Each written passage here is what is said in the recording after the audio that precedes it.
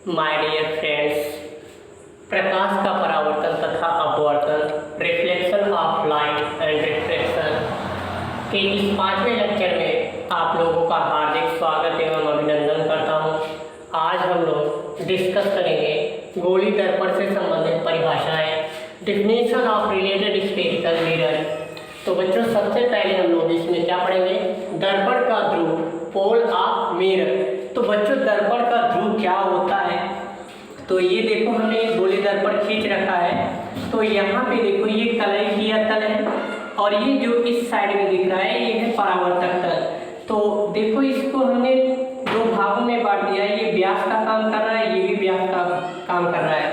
तो यहाँ पर अगर हमें दर्पण का ध्रुव यानी पोल ऑफ मिरर की परिभाषा देनी है तो ये दर्पण का ध्रुव, ये पोल ऑफ मिरर है। तो यहाँ पे देखो, दर्पण में ये दर्पण है, यहाँ से यहाँ तक की बात की जाए तो दर्पण है।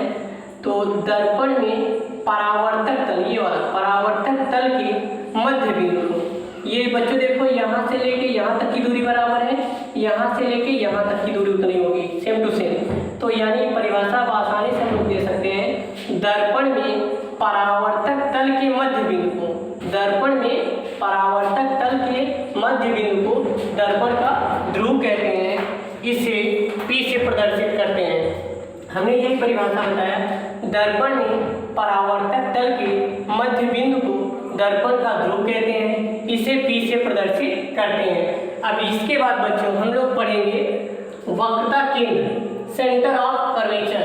सेंटर ऑफ कर्वेचर, गोली दर्पण, गोली दर्पण, गोले का क्या होता है बच्चों? एक भाग होता है। इस गोले का केंद्र, ये वाला सेंटर, गोली दर्पण, गोले का क्या होता है बच्चों? एक भाग होता है। इस गोले का केंद्र ही दर्पण का वक्रता केंद्र कहलाता है। इसे C से प्रदर्शित करते हैं।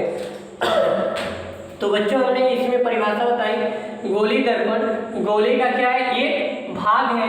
इस गोले का केंद्र ही गोली दर्पण का वक्रता केंद्र कहलाता है। इसे C से प्रदर्शित करते हैं। अब इसके बाद बच्चों हम लोग वक्रता त्रिज्या, रेडियस ऑफ कर्वेचर पे चर्चा करेंगे। अब यहाँ पे वक्रता त्रिज्या क्या होती है?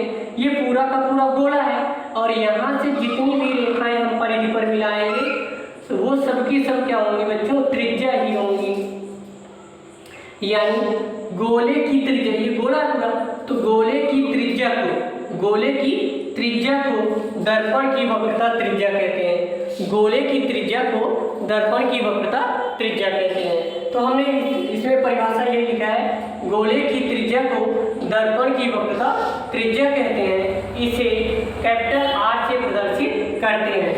अब इसके बाद बच्चों हम लोग पढ़ेंगे मुख्य अक्ष, प्रिंसिपल एक्सिस। तो मुख्य अक्ष क्या होता है? इस फिगर में आइए, तो ये है, ये दर्पण का ध्रुव है। दर्पण के ध्रुव और वक्रता केंद्र से होकर जाने वाली रेखा को, दर्पण के ध्रुव और वक्रता केंद्र से होकर जाने वाली रेखा को बच्चों क्या कहते हैं? मुख्य अक्ष कहते हैं। तो एक बार पुनः रिवाइज करा देते हैं परिभाषा। तो दर्पण का ध्रुव क्या होता है? Pole of mirror. दर्पण में परावर्तक तल के मध्य बिंदु को क्या कहते हैं बच्चों? दर्पण का ध्रुव कहते हैं। हमने इसमें परिभाषा में बताया, ये परावर्तक तल है। तो दर्पण में परावर्तक तल के मध्य बिंदु, ये मध्य में है। दर्पण में परावर्तक तल के मध्य बिंदु को क्या कहते हैं बच्चों? दर्पण का ध्रुव कहते हैं। इसे P से प्रदर्शित करते हैं। इसके बाद वक्रता केंद्र आता है। वक्रता केंद्र क्या होता है? गोली दर्पण, गोले का एक भाग है।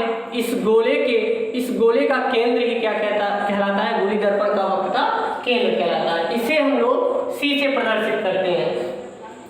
वक्रता त्रिज्या, रेडियस ऑफ कर्वेचर। अब देखो, वक्रता त्रिज्या हमने बताया, परिधि पर चाहे जहां मिला दीजिए वो सब की सब क्या होंगी? त्रिज्या ही होंगी। तो वक्रता त्रिज्या की परिभाषा दे सकते हो, गोले की त्रिज्या को, गोले की त्रिज्या को दर्पण की वक्रता त्रिज्या कहते हैं।